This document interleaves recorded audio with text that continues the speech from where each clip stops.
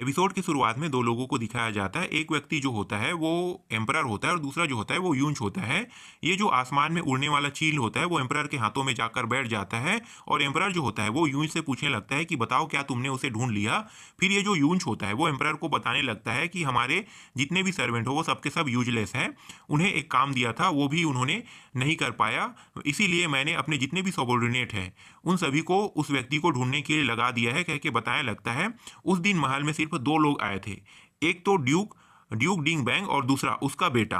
फिर ये जो एम्परर होता है वो पूछने लगता है कि ये जो तियान याजी है इसका सिचुएशन कैसा है। फिर तियान याजी की ओर दिखाया जाता है। तियान याजी जो अपने चोट को ठीक करने के लिए कल्टीवेशन कर रहा होता है, उसी समय अपने आँख को खोलता है और अपने सामने एम्परर को देखकर कहने लगता है कि एम्परर जो है वो कभी भी इस जगह नहीं आता, क्या एम्परर को कुछ काम है। फिर एम्परर जो होता है वो तियान याजी से पूछने लगता है कि जिन्होंने तुम्हें चोट पहुंचाया वो क्या वाकई में बहुत स्ट्रांग है। फिर ये जो तियान याजी होता है वो बताने लगता है कि जो पर्सन है वो मुझे लगता है कि वो मैनलैंड इमॉर्टल है, उन्होंने मुझे मर्सी दिखाकर छोड़ दिया, कह के बताने लगता है। फिर ये आगे अपने बारे में बताते हुए कहने लगता है कि मैं बहुत लकी था जो मैं मरते मरते बचा। मेरी जो वर्चुअल स्पिरिट है वो पूरी तरीके से डैमेज हो चुका है और जो 2 महीने बाद हिडन इमॉर्टल सबमिट होने वाले हैं उस पर भी मैं नहीं जा पाऊंगा, कह के एम्परर को बताने लगता है। तभी एम्परर जो होता है वो तियान याजी से पूछने लगता है कि क्या जो व्यक्ति तुम पर हमला किया है वो व्यक्ति सेक्ट के कल्टीवेटर है।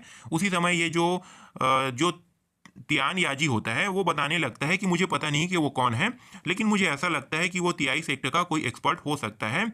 इस बात को सुनकर ये जो एम्परर होता है वो कहने लगता है कि मुझे खुद जाकर तियाई सेक्टर से पूछना होगा। उसी समय एक बंदा आता है जो सैनिक होता है। सैनिक जो होता है वो बताने लगता है कि यू आर मैजेस्टी, एक बड़ा प्रॉब्लम हो गया। ये जो यंग मास्टर है झाओ फैमिली के, उन्होंने प्रिंसेस को किडनैप कर लिया है। तभी ये जो एम्परर होता है वो पीछे पलटता है और वो पूछने लगता है कि क्या क्या वो बेकार जो बंदा है वो प्रिंसेस को किडनैप कर लिया, क्या वहाँ पे बहुत सारे गार्ड नहीं थे जो गार्डों के सामने भी वो इस तरीके की हरकत कर पाया, कह के ये जो एम्परर है वो इससे पूछने लगता है।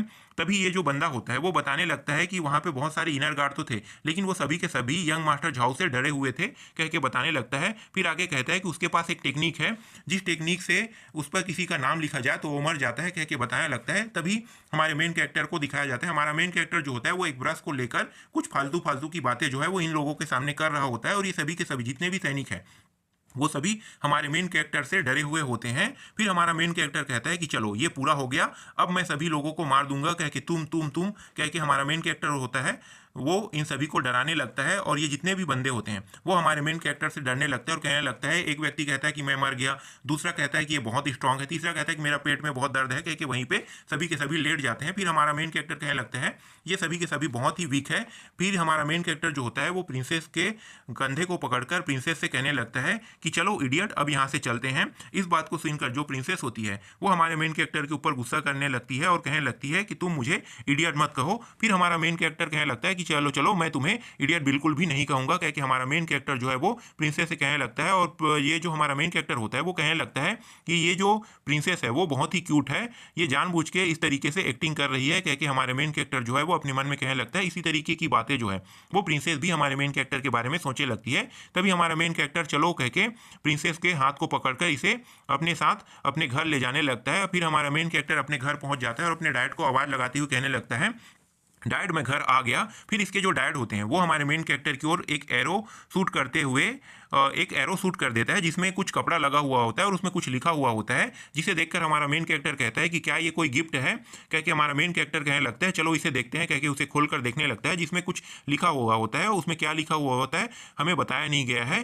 फिर इसके जो डैड होते हैं वो कहने लगते हैं कि डैम ब्रेड कहीं के तुमने प्रिंसेस को किडनैप कर लिया और तुम्हें अब इस तरीके से जो कोट है वो फालतू फालतू चीज़ें हैं, कह के इसके जो डैड है वो बताने लगता है। फिर हमारा मेन कैरेक्टर कहने लगता है कि मुझे इस तरीके के टाइटल देने के लिए उन सभी का धन्यवाद, कह के हमारा मेन कैरेक्टर जो होता है वो नौटंकी करने लगता है। फिर इसके जो डैड होते हैं वो कहने लगता है कि तुम इस तरीके के एडवांटेज का अपॉर्चुनिटी का फायदा उठा रहे हो। फिर ये जो हमारे मेन कैरेक्टर का डैड होता है वो प्रिंसेस के सामने ग्रीट करने लगता है और प्रिंसेस को देखने लगता है और कहने लगता है कि ये देखने पे तो बहुत ही खूबसूरत है लेकिन ये बचपन से ही इडियट पैदा हुई है, कह के इसके जो डैड है वो अपने मन में कहने लगता है। तभी प्रिंसेस के लिए एक नौकर को बुलाता है और कहने लगता है कि प्रिंसेस आपको ये जो नौकर है वो आपके हाउस को दिखा देगा कह के उसके साथ जाने के लिए भेज दिया जाता है। फिर हमारा मेन कैरेक्टर प्रिंसेस को बाय बाय कर रहा होता है और ये जो नौकर होता है वो प्रिंसेस को ले जा रहा होता है। तभी इसके जो डैड होते हैं वो हमारे मेन कैरेक्टर से कहने लगता है कि डैम ब्रैड कहीं के, अब यहाँ कोई नहीं है, चलो अब असली रूप पर आ जाओ कह के हमारे मेन कैरेक्टर से कहने लगता है।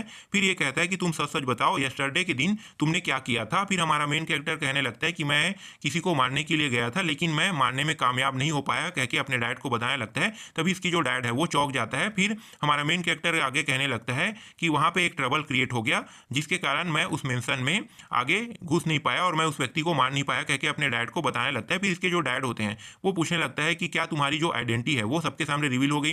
फिर इसका जो बेटा होता है हमारा मेन कैरेक्टर वो बताने लगता है कि नहीं नहीं, अभी मेरा जो आइडेंटिटी है वो किसी के सामने रिवील जो है वो नहीं हुआ है कह के अपने डैड को बताने लगता है। फिर ये अपने डैड फिर इसके जो डैड होते हैं वो हमारे मेन कैरेक्टर से पूछने लगता है कि तुमने अभी मुझे बताया कि कोई जो है वो पॉइजन टेक्निक का यूज कर रहा था कह के अपने बेटे से पूछने लगता है। फिर बताने लगता है ये और कोई नहीं, ये हुआन क्लैन की वो यंग लेडी है जो महल के अंदर पॉइजन टेक्निक सीख रही थी कह के हमारा मेन कैरेक्टर बताने लगता है। ये टेक्निक जो है वो बहुत ही खतरनाक है, वो इस टेक्निक के माध्यम से प्रिंसेस को मारने वाली थी और ये जो आरोप है उसे हमारे ऊपर लगाने वाला था कह के हमारा मेन कैरेक्टर सारी बातें जो है अपने फादर को बताने लगता है। तभी इसके जो फादर होते हैं वो चौंकते हुए पूछने लगता है तो फिर इस मामले को तुम कैसे निपटाओगे। फिर हमारा मेन कैरेक्टर कहने लगता है कि इसमें डरने की कोई ज़रूरत नहीं है, इस मामले को मैं खुद देख लूंगा और ये मामला जो है वो इतना खतरनाक नहीं है क्योंकि हमारा मेन कैरेक्टर कहने लगता है। फिर इसके जो डैड होते हैं वो जो हुआन क्लेन है उसको गाली देते हुए कहने लगता है कि ड्रैम बैठ कहीं के, तुम लोगों को मैं देख लूंगा कह के इसके डैड जो है वो कहने लगता है। फिर हमारा मेन कैरेक्टर जो होता है वो जाते हुए अपने डैड से कहने लगता है कि डैड अब मैं यहाँ से जाता हूँ और ये जो मैटर है वो इतना बड़ा भी नहीं है, इसे मैं आसानी से हैंडल कर लूंगा कह के यहाँ से ये चला जाता है। फिर सीन चेंज हो जाता है। इस सीन में हमारे मेन कैरेक्टर के हाथों में कुछ होता है और इसे देखकर एक चिड़िया जो होती है वो हमारे मेन कैरेक्टर के पास आने लगती है और हमारे मेन कैरेक्टर को कुछ इन्फॉर्मेशन बताना चालू कर देती है। फिर ये जो हमारा मेन कैरेक्टर होता है उसके इन्फॉर्मेशन को सुनने के बाद कहने लगता है कि वो तो पॉइजन टेक्निक हुआन यूरांग जो होती है वो पॉइजन टेक्निक का यूज कर रही होती है। ये चिड़िया जो है वो हमारे मेन कैरेक्टर को बताने लगती है। तभी यहीं पे जो एपिसोड होता है वो खत्म हो जाता है।